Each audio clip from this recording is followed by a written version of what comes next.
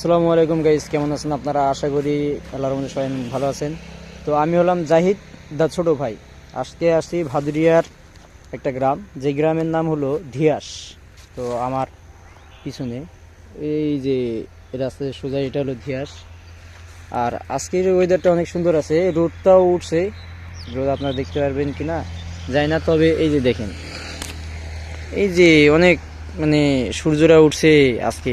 গতকালকে অনেক শীত ছিল, ওই জন্য আর কি অনেক শীতকালকে অনেক টুপি টুপি অনেক কিছু পরেছিলাম, হাত মোজা আবার অনেক কিছু। আর রোডের যদি এই সাইডে দেখেন, এই সাইডেও একই একই, যত দূর চোখ যায় শুধু জমি আর জমি ভাই। গাইস এইদিকে দেখেন, দূর দূরান্ত খালি জমি আর জমি। আর আজকের ওয়েদারটা অনেক সুন্দর।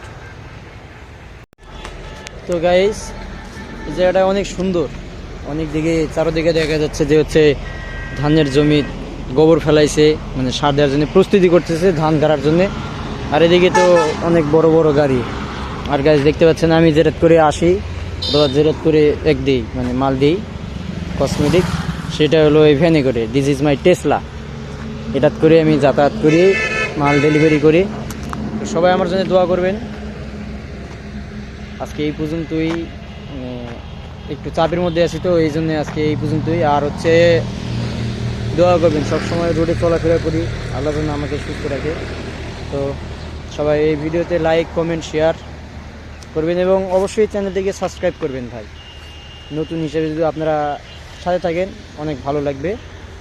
তো খোদা হাফেজ, আসসালামু আলাইকুম।